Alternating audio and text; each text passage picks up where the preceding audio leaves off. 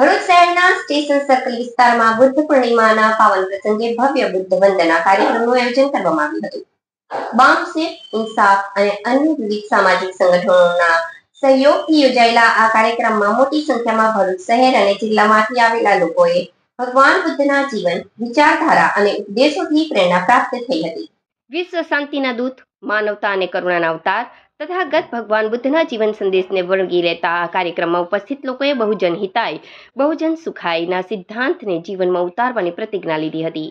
ભગવાન બુદ્ધના વિચારોથી સંસ્કારિત સમાજ રચાય તેવા ઉદ્દેશ્ય સાથે યોજાયેલા આ કાર્યક્રમમાં આગેવાનોએ ભગવાન બુદ્ધના જીવન પ્રસંગો, તેમના ઐતિહાસિક સંઘર્ષો તથા તેમની આધ્યાત્મિક યાત્રા અંગે ઉદ્ધરણપૂર્વક પ્રવચનો આપ્યા હતા. વિશ્વભરમાં અહિંસા, સમતા, ભાઈચારો અને શાંતિનો સંદેશ ફેલાવનારા તથાગત બુદ્ધના વિચારોથી આજના યુગમાં પણ નવી પેઢી માર્ગદર્શન મેળવી શકે તેમ છે. ત્યારે આવા કાર્યક્રમો સમાજમાં ચેતના પ્રસરે તે હેતુથી યોજાતા હોવાની જાણકારી આયોજકો દ્વારા આપવામાં આવી હતી. કાર્યક્રમ અંતે ભક્તિ સંગીત સાથે બુદ્ધ વંદના અને મૌન પ્રાર્થના દ્વારા સમગ્ર સમાજમાં શાંતિ અને સુખની લાગણી ફેલાવવાની અભિલાષા વ્યક્ત કરવામાં આવી હતી. આજરોજ વૈશાખ સુદ પૂનમ તથાગત ગૌતમ બુદ્ધના જન્મદિવસ નિમિત્તે ભરૂચ ખાતે આંબેડકરની પ્રતિમા પાસે બામસેફ, ઇન્સાફ, ભારત રાષ્ટ્ર મહિલા ગૃહ ઉદ્યોગ તથા વિવિધ સંગઠનો દ્વારા એકત્ર થઈ આજે એમની જન્મજયંતિ નિમિત્તે ઉજવણી કાર્યક્રમ, બુદ્ધ વંદનાનો કાર્યક્રમ આયોજિત કર્યો હતો.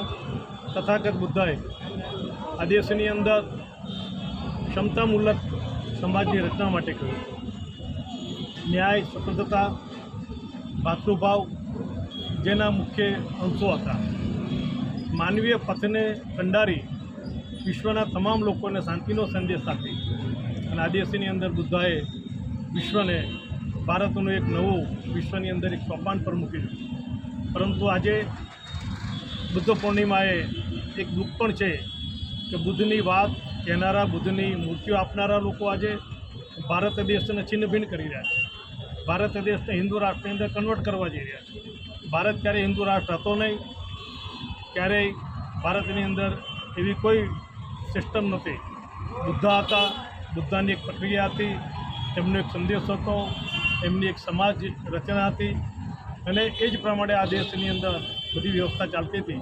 વિશ્વમાં બુદ્ધની એક અલગથી પહેચાન હતી અને એને ભૂસવા માટે, સંવિધાન બદલવા માટે, સંસદીય પ્રણાલીને નિરસ્ત કરવા માટેની જે ષડયંત્ર ચાલી રહ્યું છે, દેશના બહુજન લોકો જે અજ્ઞાન છે, જેને જ્ઞાન નથી, એના લીધે એનો ગેરફાયદો લઈ લોકોને ગુમરાહ કરી સંઘની વિચારધારા આધારિત જે પણ જે લોકો છે, જે સરકાર છે, એ આ દેશના બહુજનોને એ કરી અને એમની અવહેલના કરી, સંવિધાન બદલવાની ચર્ચા કરી, હિન્દુ રાષ્ટ્ર બનાવવા જઈ રહ્યું છે.